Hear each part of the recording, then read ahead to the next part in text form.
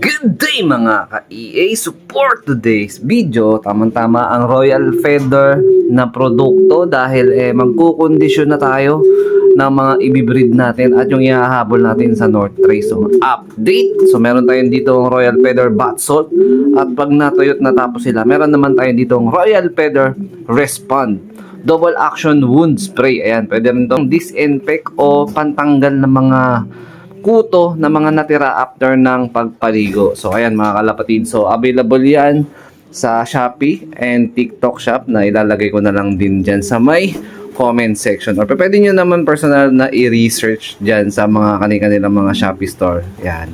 So ito yung ating Team South together with Frankie Boy, the Santa Ana finisher na ibabalik natin sa karera. Pero dapat maibalik muna natin ang kanyang magandang kondisyon. So, ito is binunot natin galing sa breedingan. Ayan, wala tayo talagang personal na breed na panlipad ng North Trace dahil plano ko nga talaga dapat hindi muna tayo magkarera. Kaya lang parang iba talaga pagka nag-skip ka, parang nakakainip. Alam niyo yun, parang hindi ka mapirme sa isang bagay. Kumbaga parang bata ka na ligalig ka sa laro at gusto mo lumabas, di ba? Parang gano'n. Naalala niyo ba yung mga batang 90s dyan? Ayan. Shoutout naman dyan sa inyo. Comment kayo dyan kung mga batang 90s na ba kayo. Kung batang 90s ka, malamang yung edad mo, pakwarentahin ka na rin kagaya ko. Ayan.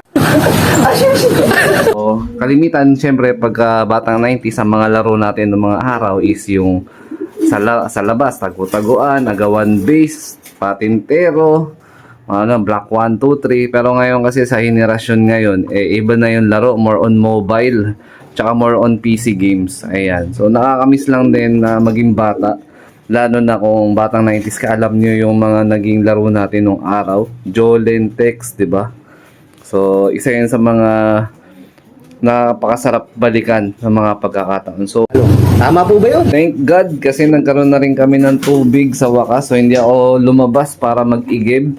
Pero inuna ko muna mag-ipon at mag-refill ng mga container namin. Kasi itong tubig namin, hindi yan permanente ng mga kalapatids. So mangyayari, kailangan ko munang tapusin yung mga gawain dito. Nakapaglinis na tayo, tapos nakapag-ipon ng tubig at the same time. Ayan, inuubo na ako dahil madalas nga ako nag-iigib. Tapos yun, natutuyo ng pawis at nagpaligo tayo ng ating motor after 10 years. Ayan. So, ayan, suwabe na yung motor natin. Pero kung tutuusin, 10 taon na po yan. Maganda ngayon kasi bagong dinis. Pero deep inside, may mga nararamdaman na rin yan. At naghahangad na rin na magkaroon ng kapalit. Pero syempre, ayan, wala pa tayong pambili sa ngayon. So, try natin by next year kung papala rin. 'Di ba? Kung makautang manalo sa karera, makakabili tayo ng bago na service which is motor lang din. Ayan. So hindi naman to kumbaga luho kasi malaking bagay din na meron kang service. So anytime may access ka makalabas for emergency. Tapos syempre ang purpose is makapaghatid at sundo sa ating mga mahal sa buhay, di ba? So ito yung nga pala yung kinokondisyon natin na ibon. Ayan. So never pa tong pinarisan, no? Hindi ko pa to pinarisan simula nung dumating dito sa loop. Ayan. So ang naging siste, kondisyon na raw, umitlog na ng 2. Ayan. Although breeder age naman na to, tsaka galing to kay kay GRDL Lock dyan sa Pampanga. Ayan. So nangyari, kinokondisyon ko pa lang pero nag-itlog na. Pero siguro by August, second week, yung pinaka target ko is mapagpares ko na silang 2. So tatanggalin natin to kasi 100% wala yan si Milya. Ayan. Ito yung ipapares ko sa kanya. Ayan napakagandang ibon. So nandito na tayo sa proseso na nagfa-flashing na kasi tapos na tayo magpurga. Tapos nakapagpaligo na tayo last time ng anti-mite, yung may shampoo. Pero sa ngayon, ang gagawin natin magpapaligo tayo ng bath salt. Tapos pag natuyo sila ng todo, mag-i-spray tayo sa ilalim ng pakpak naman ng Respond. Ayan. So napakagandang pang-condition to mga kalapatids para sa mga binibreed natin or ibibreed natin tsaka yung ilalaban natin sa karera. Ito baka mag-ano ako sa kanila. Paligo rin ako sa kanila.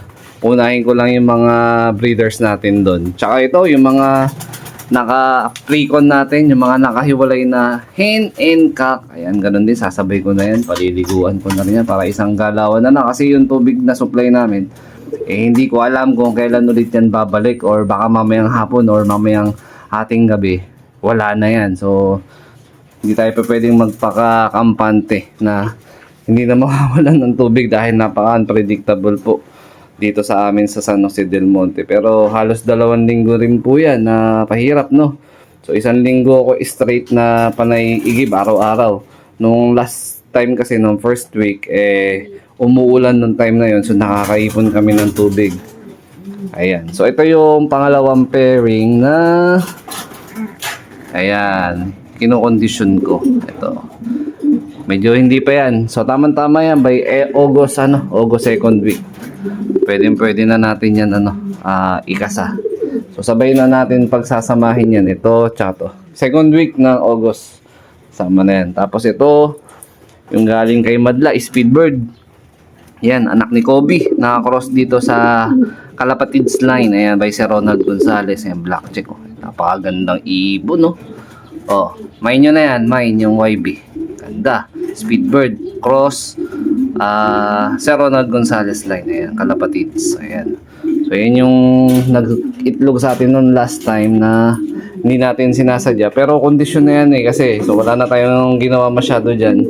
Kasi nung nakuha natin yan, napakaganda na ng mga kondisyon ng mga ibon na yan. So, ito yung natatanging nakakasa natin. Ayan, Taiwan. So, direktang anak yan ni Kobe, yung multiple pooling winner ni Madla. Tapos yan, Kalapatids. So, July 18 and 20. So, possible hatch. August na yan. Ayan. So, ito, itatapon na natin to kasi wala naman tong similya dahil wala naman pares to eh. Ayan. Ayan. So, diyan, dito mo. Ay, ipon na pala yung mga itlog ng mga kalapati natin. Hindi ko pa pala na-dispose yung mga last time na initlog nung ating kalapati. Ayan, oh. So, ito si Frankie Boy, Santa Ana finisher. Ayan, intact pa rin yung sticker niya. Pero based sa hipo, hindi pa ganun kaganda yung kanyang katawan o yung hubog. Kasi nga, halos kababaklas pa lang natin ito. 1 week pa lang siyang nabaklas, tapos yan, 1 week pa lang din natin pinapalipad. Ayan. Pero kung may babalik natin na maganda yung hipo niya, for sure, maililipad natin ng north to. Pero kung hindi aabot, kasi mag-August na, magti-training na ng BBC, baka hindi na talaga tayo tumuloy. Pero susubok lang tayo kung uubra pa, kung kakayanin pa niya.